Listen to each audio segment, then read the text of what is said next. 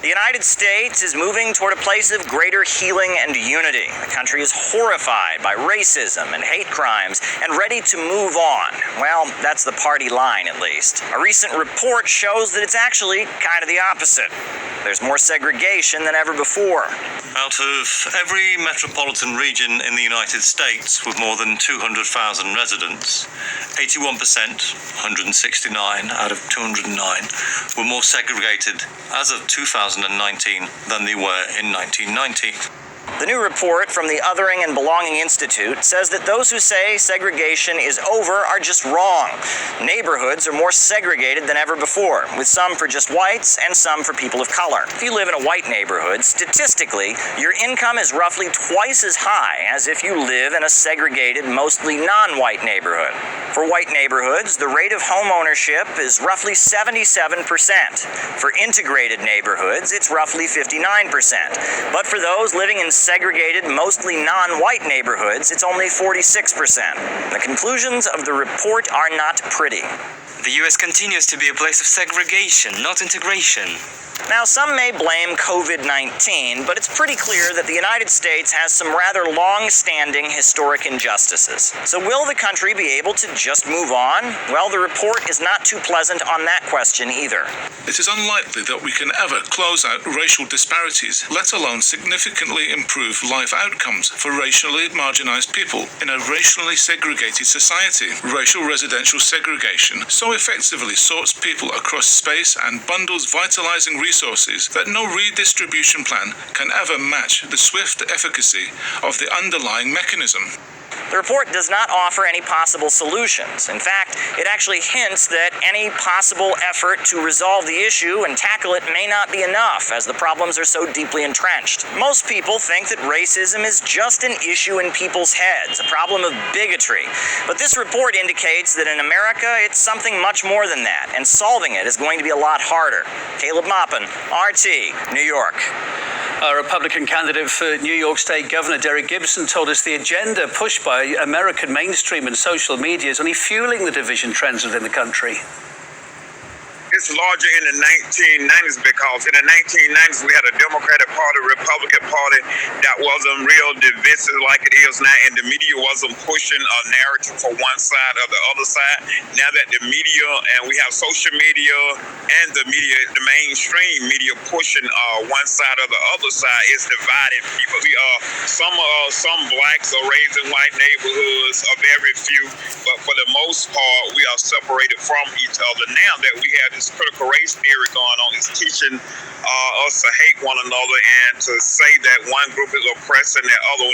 This is being taught in the school system now, which makes no sense. That means we are teaching hate. We are going backwards, at least 60 or 70 years backwards in what we are doing today. So they use the pandemic in a sense to separate and divide, to divide and hype the races up to fight against each other. That's a tool that the left use consistently, race, because it works. Okay, Shalom. Giving all praises to Yahweh, Bahashem, Yahweh Shah, Bahashem, Rakah Kwadash. Double honor to the apostles and the elders of Great Millstone, and salutation you I came out there that's been pushing this word in truth and in sincerity. With this politician that Jake don't understand is that America has been built on racism. How do you think America became so great? Off the slave labor of you Negroes, Judah, Benjamin, and Levi. And how do you think they got this land? By the total destruction of the Native Americans, man. Issachar, Reubenites, the Gadites. So this country was established on violence, hatred, racism, and terrorism, man. Who do you think was the first terrorist, man? Was that the Ku Klux Klan terrorizing Jakes in the South? With white sheets over their heads, burning crosses in the yards, lynching people, cutting their genitals off, committing all kind of manner of wickedness, committing all kind of atrocities against Jake, Judah, Benjamin, and Levi. So what these Jakes don't understand is that America has always and has been established and has always and will always be a racist country, man. Just because we in 2021 doesn't mean that these Edomites is going to change who they are, man. And to tell you in the scriptures, man, never trust thine enemy. And I'm going to get that real quick. This is Ecclesiastes, or the book of Sirach, chapter 12, verse 10. Never trust thine enemy, for like as iron rusteth, so is his wickedness. Esau, the so-called white man, started with Esau, the so-called white man, is the wicked. Job 9:24. Malachi, the 1st chapter, the 4th verse. We always constantly bring these scriptures out. Why? Because it's the truth. It wouldn't be in the scriptures if it was not the truth, man. Esau is the wicked. Then you got the other nations that's following behind the wickedness of Esau. So are you Negroes, Hispanics, Native Americans as a part of the 2/3 club. But it tells you in the book of Sirach, chapter 12, verse 10, to never trust thine enemy. You see, Jake, just because Esau took off the sheet, the bed sheet, doesn't mean he's not still racist towards you. Doesn't mean he don't hate your guts, because that hatred goes back to Jacob and Esau, and that's a perpetual hatred. It goes back further than that, man. You can receive it, Cain and Abel. Because Esau is a reincarnation. Cain is a reincarnation of Esau. If you can receive it, I'm saying it correctly. Esau came back. Cain came back in the reincarnation of Esau with that loss of pigment. But the hatred is still there. Did not Esau hate Jacob? And that's a perpetual hatred, man, that Esau has for you Negroes, Hispanics, and Native Americans. But you niggas will go all out to try to get the so-called white man to accept you, even to the selling of your soul, to become rich like them. But you ain't nothing but a rich nigga to them. And if you get out of line, you'll be suicide. Or if they don't suicide you, they would demonize you to the point whereas they demonize your name. See, a good name is better than wealth, man. They would demonize your name to the point whereas, case in point, look at Bill Cosby. Look at R. Kelly.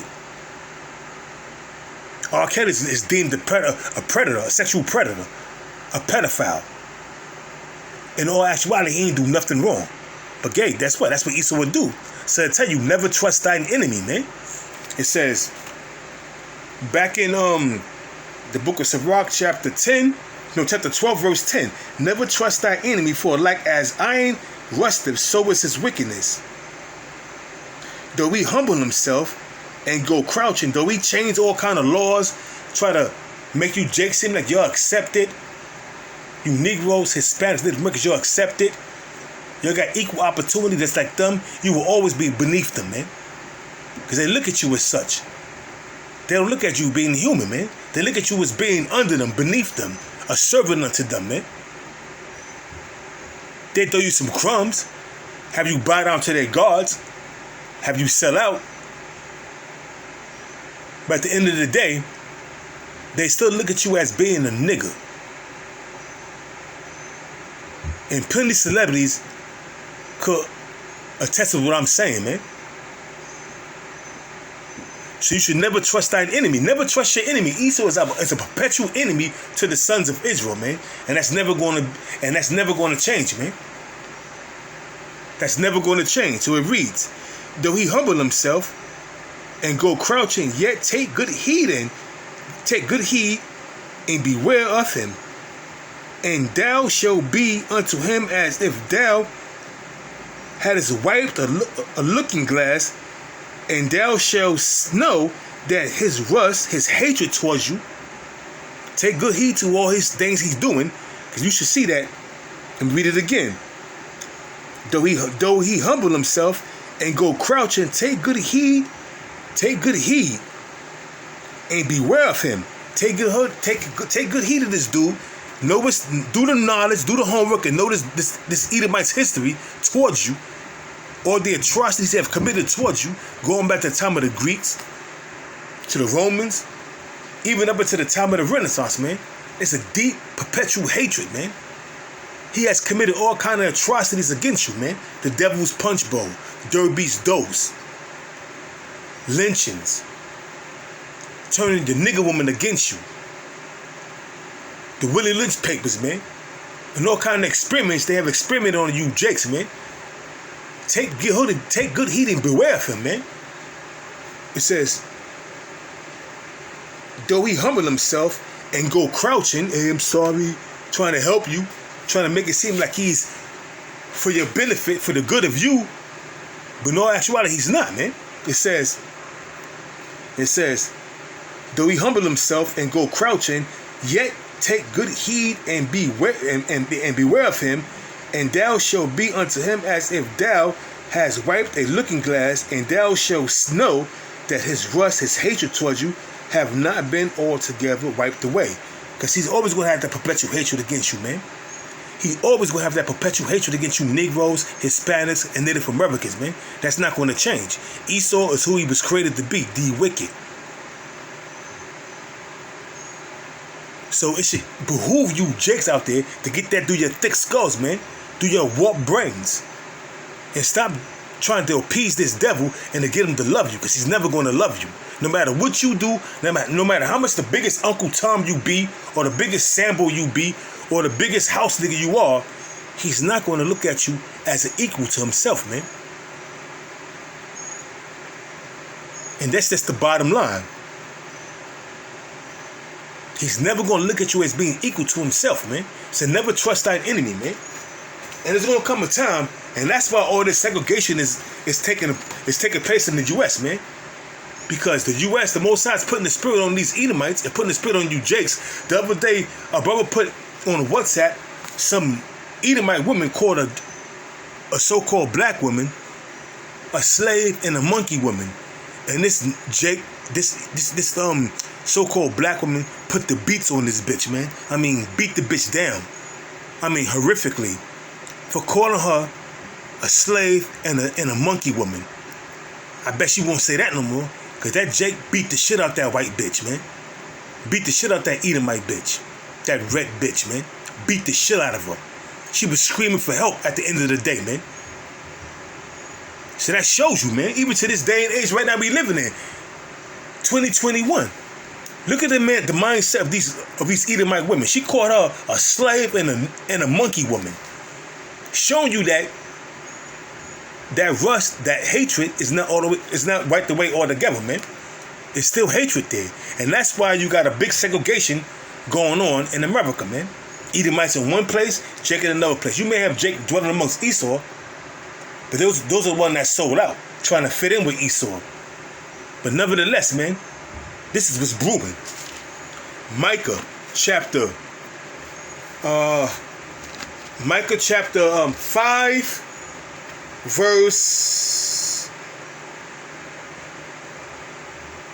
7. I'm gonna start at 7, get to the point for the sake of time.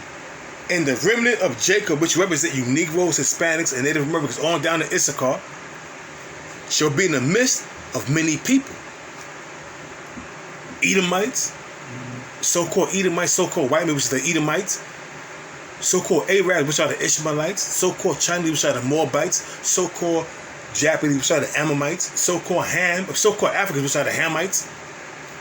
It says, and the remnant of Jacob, which are you Negroes, Hispanics, Native Americans, on down in Issachar, shall be in the midst of many people. The nations I mentioned. All you gotta do is go to Psalms, the 83rd chapter, to know who your enemies are. As a dew from the Lord. Now, when you wake up, when you live down south, it's there plenty of times it hasn't rained, and I wake up early in the morning and I go in the field to get some peaches off the peach tree down in Mississippi. When I was staying for the summertime in Mississippi, the grass was always wet. That's the dew from the Lord, man. That was moistening the grass to keep the grass looking green and growing, man. Cultivating the land, so to speak. It says as the dew. So now that dew that was on that grass, that's a representation how Jake is going to be upon these other nations, man. Like the dew on the grass. That means we gonna be on their ass. Willing, dealing, boots to ass, kicking ass to both shoes is shitty. Doing things pleasing in the eyes of the Most High by getting vengeance on our enemies, man. It says, back in Micah chapter 5, verse 7, and the remnant of Jacob shall be in the midst of many people, as the dew from the Lord, as the showers upon the grass, that tarrieth not for man, nor waiteth for the sons of men. And the remnant of Jacob shall be among the Gentiles, the other nations. In reference to that, Psalms the 83rd chapter tell you who our enemies are, from starting with Esau, Ishmael, Moab on down, man. These different nations, man. The Gentiles, the natural Gentiles, man, are our enemies, man. It says, and the remnant of Jacob shall be among the Gentiles in the midst of many people, as a lion amongst the beasts of the forest. Now, what do a young lion do, man, when he see wilde beasts such as bison, elk, deer? They tear them to shreds, man. And none can deliver them wildebeests or them elks or them deers out of their hand, man. It says, and the remnant of Jacob shall be among the Gentiles in the midst of many people, as a lion among the beasts of the forest, as a young lion amongst the flock. Because the young lion amongst a flock of sheep, what they going to do? They're going to tear till they're satisfied, man. They're going to tear, do damage, fuck shit up until they are satisfied, man. Young lions are ferocious, man. And they have no mercy upon the weak, the old, or the young, man. They do damage, man. And that's exactly what we're going to do to these nations, man. Started with Esau. So it reads. It says, and the remnant of Jacob shall be among the Gentiles in the midst of many people, as a young lion, as a young lion amongst the beasts of the forest, as a young lion among the flock of sheep. Who if he go through, doth tread down and teareth in pieces, and none can deliver, man. And none gonna deliver you you Edomites out of our hand, man. Because the spirit of the Most High is gonna be upon us, and we gonna do damage, man. The spirit of the Most High is gonna be upon us, man. Thy hand shall be lifted up upon thine adversaries, and all thine enemies shall be cut off, man. Hey, man, that remnant that's gonna have that spiritual power, man. We're gonna do damage amongst these nations, man. We're gonna fuck these nations up, man. We're gonna do damage to these nations, man. So it reads, and it shall come to pass in that day, saith the Lord Yahweh, by Hashem Yahweh Shai, that I will cut off thy horses out of the midst of thee, and I will destroy thy chariots. So I'm about destroying Esau's military, man. The teeth of Esau, which is his military. Now, how's he going to do that?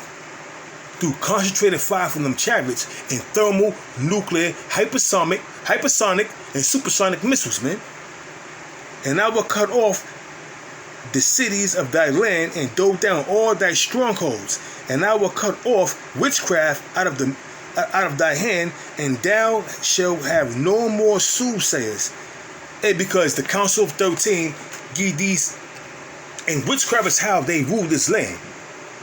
Through the Council of 13, do these different other druids and witches that put spells upon the people. The Most High gonna cut that witchcraft off, man. Because all you doing is worshiping the Most High, but on the left-hand side. That's how stupid you Edomites are, man. You're worshiping the Most High, but on the left-hand side. And the Most High have power over all of that, man.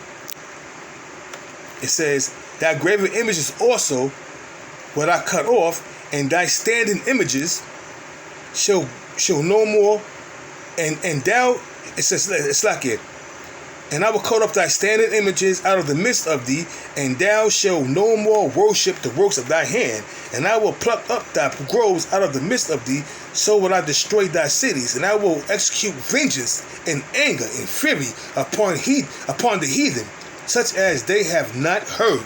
And that's going to be destruction from the Almighty, man, through concentrated fire from them chariots and thermonuclear destruction.